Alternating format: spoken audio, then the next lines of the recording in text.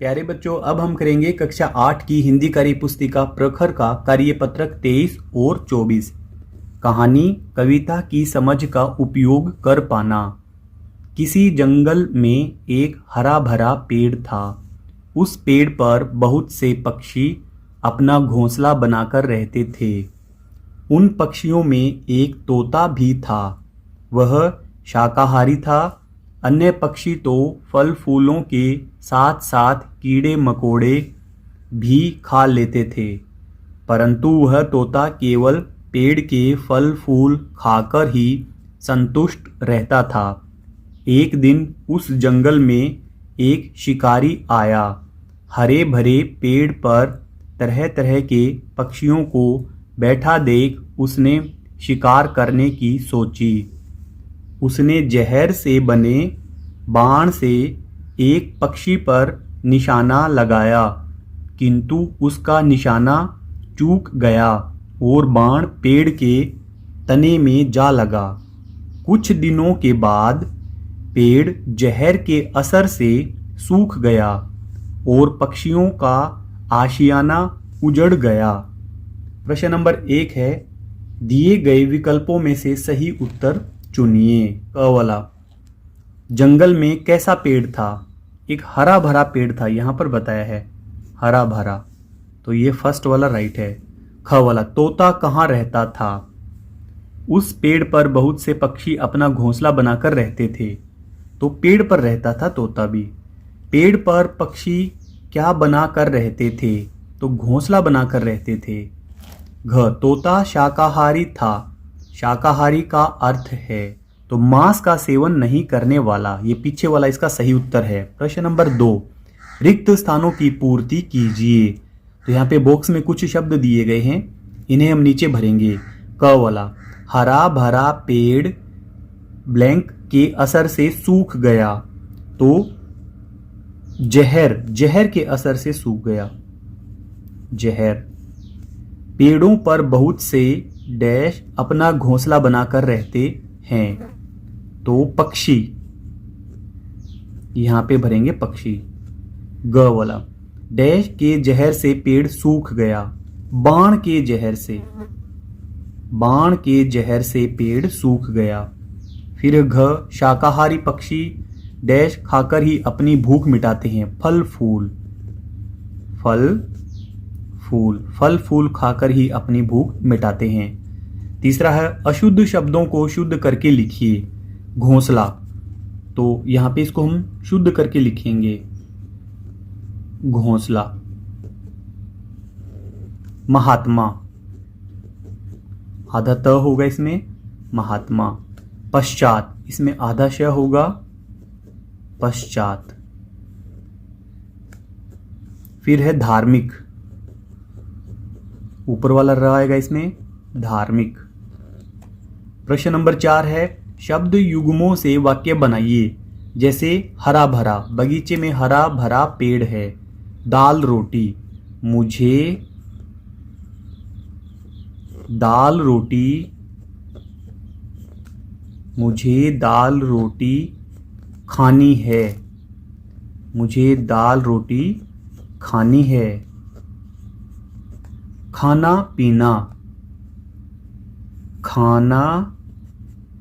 पीना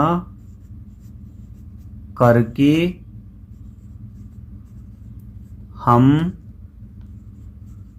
सो गए। खाना पीना करके हम सो गए। फिर अगला शब्द है कचौरी पकौड़ी। इस दुकान पर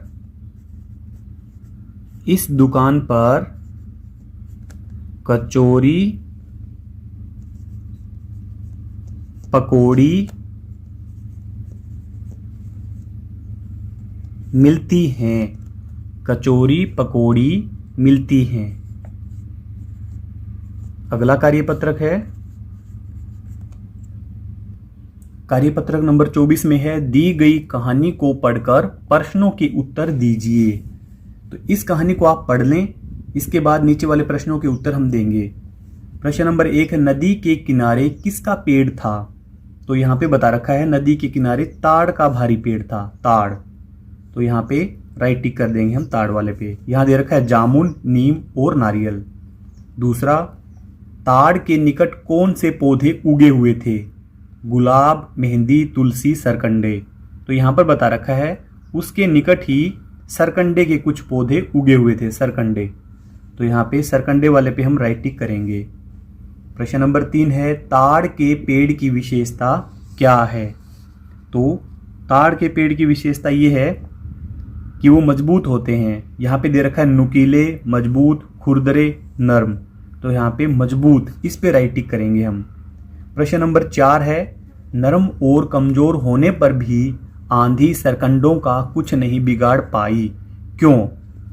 तो यहाँ पे दे रखा है जब पेड़ ने पूछा, ताड़ ने पूछा कि तुम्हारा कुछ भी नहीं बिगड़ पाया आंधी के कारण, तो उन्होंने कहा ताड़ भाई आप अपनी शक्ति की अकड़ में झुके नहीं और टूट गए, परंतु हमने नरम होने के कारण झुककर आंधी की प्रभुता स्वीकार की और सुरक्षित रहे। तो इसका उत्तर हम लिख देंगे आंधी आने पर, आंधी आने पर सरकंडों ने आंधी की प्रभुता स्वीकार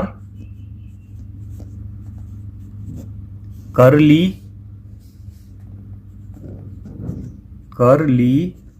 और झुककर अपने आप को बचा लिया।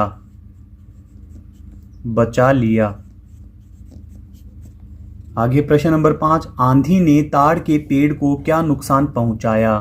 तो यहां बता रखा है ताड़ का पेड़ खूब मजबूत होते हुए भी बीच से टूट गया। तो यहां पे हम लिखेंगे ताड़ का पेड़ बीच से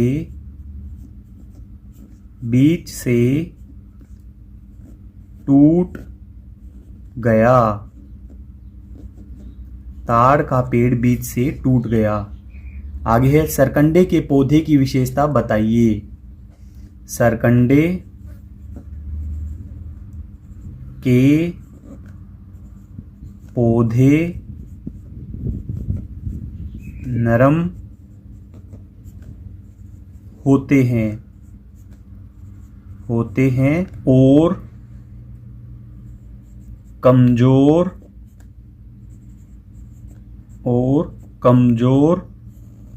होते हैं। अगर आपको हमारी वीडियो अच्छी लगती है तो चैनल को सब्सक्राइब करें। वीडियो के डिस्क्रिप्शन में या चैनल की प्लेलिस्ट में जाकर आप हिंदी, गणित और अंग्रेजी तीनों विषय की वर्कबुक का कंप्लीट हल देख सकते हैं। Thank you.